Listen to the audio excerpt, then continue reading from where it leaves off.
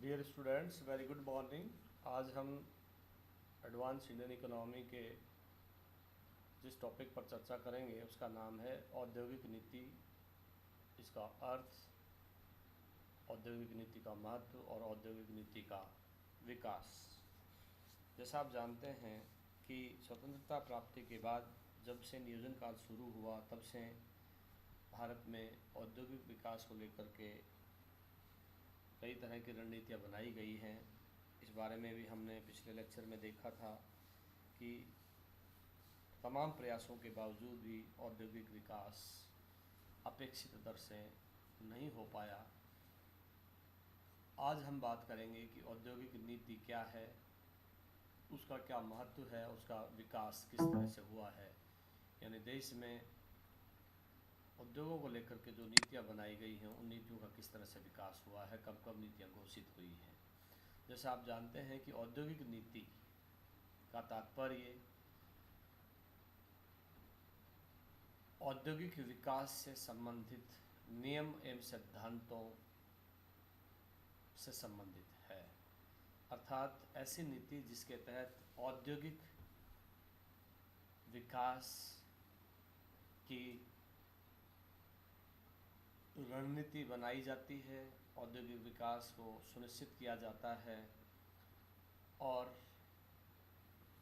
देश में औद्योगिकरण की प्रक्रिया को तेज किया जाता है।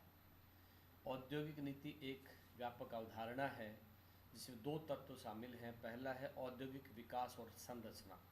के संबंध में सरकार का दृष्टिकोण, अर्थात सरकार का दृष्टिकोण उद्योगों के विकास और उसकी संरचना के संबंध में किस तरह का है, और दूसरा इस दृष्टिकोण को प्राप्त करने के लिए औद्योगिक इकाइयों को नियंत्रित और नियमित, यानी उनका मॉनिटरिंग और उनका कंट्रोलिंग कैसे हो, इस बारे में जो नियम, जो सिद्धांत, जो प्रक्रिया, जो कानून बनाया जाता है वह सब औद्योगिक नीति का हिस्सा है। अब बात करते हैं कि औद्योगिक नीति का देश की अर्थव्यवस्था में क्या महत्व है। किसी भी देश के उचित एवं तीव्र औद्योगिक विकास के लिए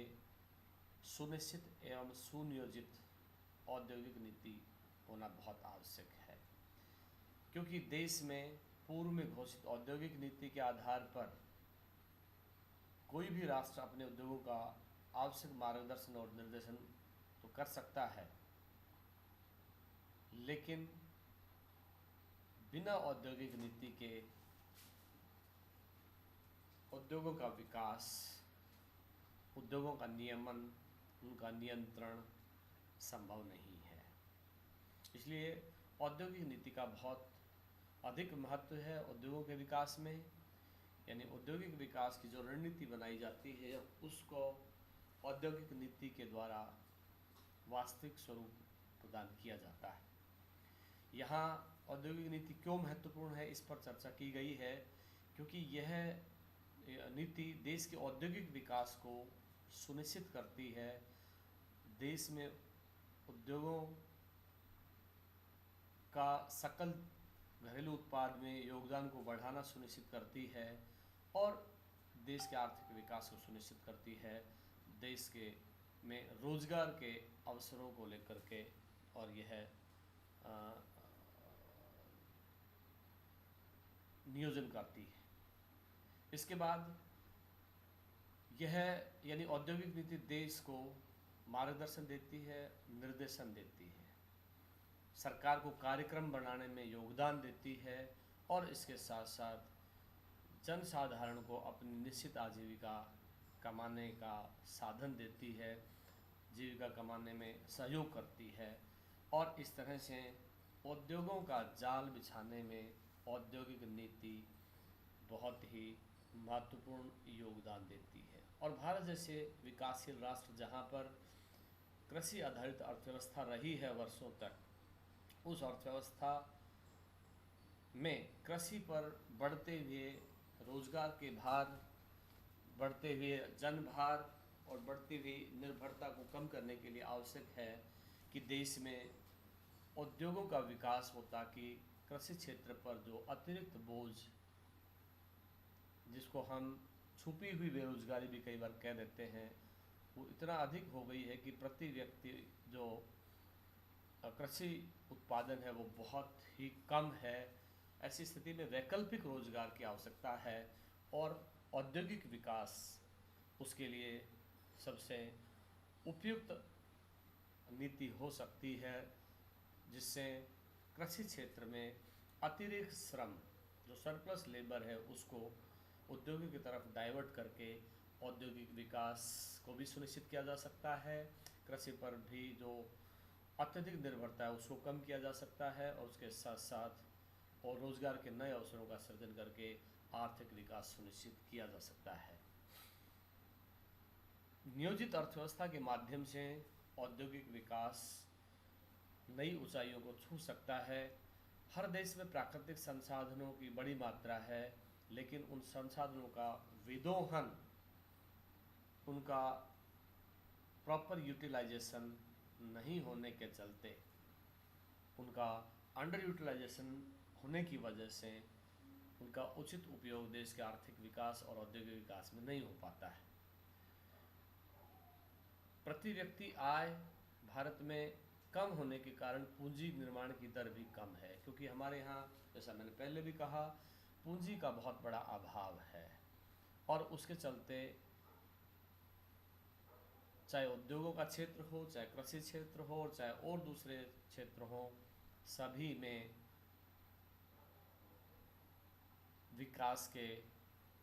पर्याप्त संसाधनों का अभाव रहता है। और चूंकि पूंजी की कमी के चलते देश में पूंजी निर्माण की दर भी कम होती है और उसकी वजह से निवेश आवश्यक मात्रा में उद्योगों में संभव नहीं हो पा रहा है, जिसके चलते हमें हमारी औद्योगिक नीति में बदलाव करना होता है, ताकि निजी क्षेत्र के निवेश को भी आमंत्रित करके देश का संतुलित आर्थिक विकास किया जा सके। किसी भी देश के संतुलित विकास के लिए संसाधनों का उचित दिशा में प्रवाहित होना, उनका समान वितरण होना और उनका सभी का मिलाकर के संयोजन करके उनका सही अनुपात में सम्मिश्रण करके उपयोग करना आर्थिक विकास और औद्योगिक विकास के लिए बहुत आवश्यक है। देश में, जैसा कि पहले भी चर्चा हो चुकी है, कि आर्थिक सत्ता का केंद्रीकरण कुछ ही हाथों में होकर के रह गया है, यानी देश के अधिकांश संसाधन कुछ प्रतिशत लोगों के पास ही इकट्ठे हो गए हैं, जिसके कारण बड़े पैमाने पर आय की और धन की असमानताएं हैं और उन असमानताओं के चलते देश में औद्योगिक विकास संतुलित रूप से नहीं हो पा रहा है और यही कारण है कि बड़े पैमाने पर बेरोजगारी की समस्या का भी भारत जैसे देश को सामना करना पड़ रहा है। ऐसी स्थिति में हमें इन सभी चीज़ों को ध्यान में रखते हुए ऐसी औद्योगिक नीति की आवश्यकता होती है जो देश के औद्योगिक विकास को दिशा दे सके, औद्योगिक विकास को सुनिश्चित कर सके और विदेशों से आने वाले निवेश को आकर्षित करके देश के आर्थिक विकास में योगदान कर सके। यहाँ यह भी कहना उचित होगा कि केवल सार्वजनिक क्षेत्र के निवेश से ही किसी देश का आर्थिक और औद्योगिक विकास नहीं हो सकता है, बल्कि निजी क्षेत्र को भी की भागीदारी भी उचित रूप से होनी चाहिए, ताकि प्राइवेट और पब्लिक सेक्टर दोनों मिलकर के देश के आर्थिक विकास को और अधिक गति दे सकें। देश में औद्योगिक विकास, औद्योगिक नीति के विकास का जहाँ तक प्रश्न है, मैं पहले कह चुका हूँ कि सन 47 में आज़ादी के तुरंत बाद ये आवश्यकता महसूस की गई कि देश में एक पारदर्शी और समन्वित औद्योगिक नीति का होना बहुत आवश्यक है और इसके लिए उसकी भूमिका स्वतंत्रता के पूर्व ही बनना प्रारंभ हो गई थी। स्वतंत्रता प्राप्ति के पहले भारत में किसी औद्योगिक नीति की कभी घोषणा नहीं की गई, क्योंकि भारत में ब्रिटिश हुकूमत राज करती थी और ब्रिटिश हुकूमत सिर्फ अपने हितों के लिए नीतियों का निर्माण करती थी, अपने हितों के लिए आर्थिक विकास की नीतियां बनाती थी। वह नहीं चाहते थे कि भारत एक संपन्न देश बने, भारत आत्मनिर्भर देश बने, भारत में औद्योगिक विकास हो। इसके चलते उन्होंने कभी इस बात पर जोर नहीं दिया कि भारत में भी कोई औद्योगिक विकास के लिए एक समन्वित पारदर्शी नीति हो। द्वितीय विश्व युद्ध के अनुभवों के बाद सरकार ने महसूस किया कि देश में औद्योगिक नीति का होना बहुत आवश्यक है, और जिसके तहत सन 1944 में सरकार ने नियोजन एवं पुनर्निर्माण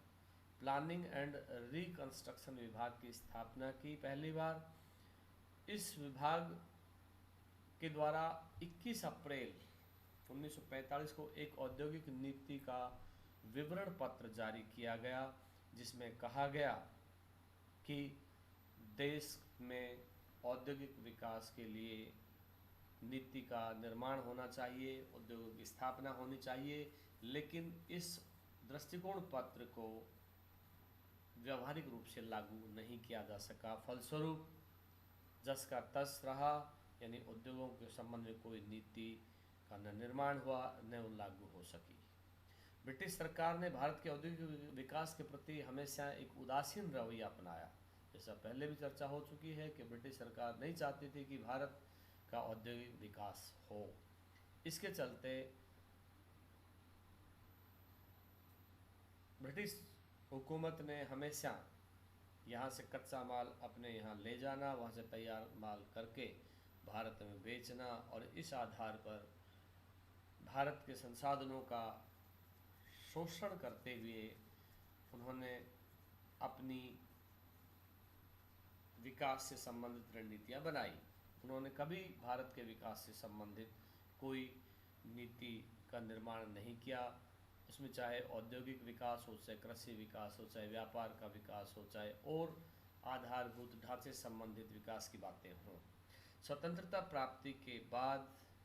देश में तीव्र आर्थिक विकास के लिए औद्योगिक नीति की घोषणा करना उचित समझा गया, और इसके लिए दिसंबर 1947 में एक औद्योगिक सम्मेलन का आयोजन हुआ, और इस सम्मेलन में ये सिफारिश की गई कि देश में एक स्पष्ट औद्योगिक नीति का निर्माण होना चाहिए। और इसी के तहत 6 अप्रैल 1948 को उस वक्त के जो उद्योग मंत्री थे श्यामा प्रसाद मुखर्जी के द्वारा पहली औद्योगिक नीति की घोषणा 1948 में की गई। इस नीति में मुख्य प्रावधान क्या क्या किए गए, इनकी अब हम चर्चा करेंगे। क्योंकि भारत में पहली बार कोई औद्योगिक नीति की घोषणा हुई थी, इसलिए इसको लेकर के बहुत उत्साह था। और लेकिन चूँकि संसाधनों की सीमितता के चलते और पुराने अनुभव के अभाव के चलते ये नीति यद्यपि बहुत कारगर साबित हुई, लेकिन इसमें इसको लेकर के कुछ जो इसकी विशेषताएं हैं, जो बातें मुख्य रूप से कही गई हैं, उनकी अब हम चर्चा करते हैं। इस नीति में ये कहा गया, एक पहली बात तो ये कही गई कि उद्योगों का वर्गीकरण कर दिया गया, यानी उद्योगों को 4 भागों में बांट दिया गया। पहला भाग पूर्णतः सरकारी क्षेत्र के उद्योग, दूसरा भाग पार्शियली सरकारी क्षेत्र यानी अंश आधार पर कहे, या यूँ कहेगा अधिकांश सरकारी क्षेत्र, तीसरा सरकार द्वारा नियमित क्षेत्र, और चौथा पूर्णतया निजी क्षेत्र। यानी ये 4 तरह के उद्योगों की कैटेगरी बना दी गई, जिसमें कुछ उद्योग जिनमें मुख्य रूप से शस्त्र निर्माण और युद्ध सामग्री और परमाणु शक्ति से संबंधित चीज़ें, और उसके साथ साथ रेल यातायात आदि को पूरी तरह से सरकारी एकाधिकार के अंतर्गत रखा गया। यानी ये इस तरह के क्षेत्र थे जो पूर्णतः सरकार ही इन उद्योगों को स्थापित कर सकती थी। दूसरा जिसकी बात हमने करी, अधिकांश सरकारी क्षेत्र, यानी इस कैटेगरी में उद्योगों की इसके दूसरी कैटेगरी में कोयला, लोहा, इस्पात, वायुयान निर्माण, पोत निर्माण, टेलीफोन तार, संचार से संबंधित खनिजों से संबंधित सभी तरह के उद्योग इसमें शामिल किए गए। इसमें ये कहा गया कि इन क्षेत्रों में अधिकांश हिस्सा है वो सरकारी क्षेत्र का होगा, लेकिन जो उद्योग वर्तमान में में निजी क्षेत्र में जो काम कर रही हैं उन्हें अगले 10 वर्षों तक निजी क्षेत्र में रहने दिया जाएगा और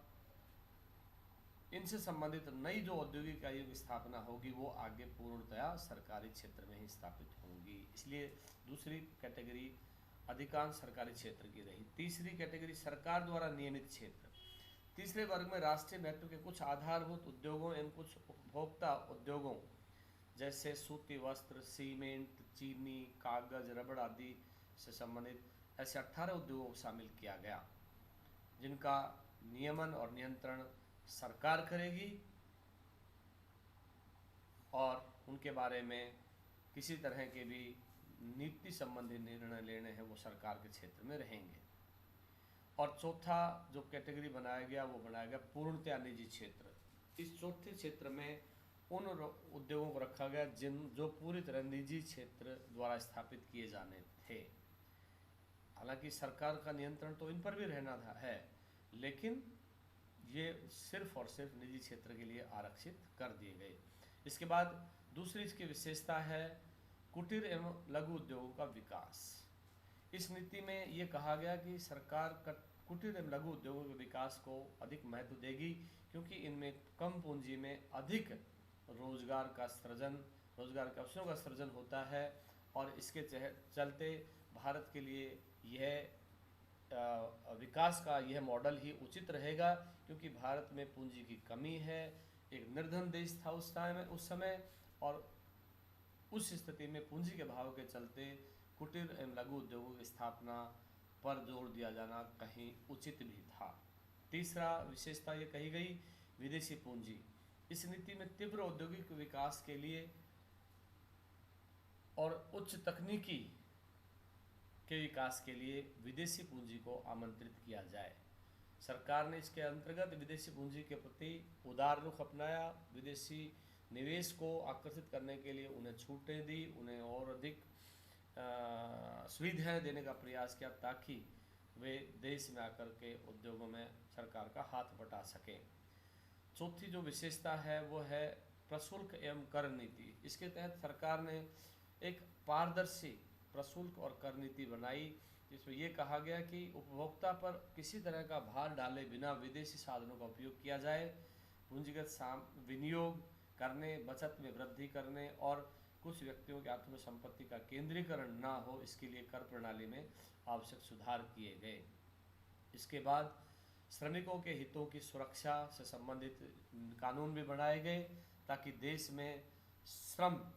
सुधारों को लागू किया जा सके, श्रम और प्रबंधन के बीच मधुर संबंध स्थापित किए जा सके, क्योंकि किसी भी देश में औद्योगिक विकास के लिए आवश्यक है, औद्योगिक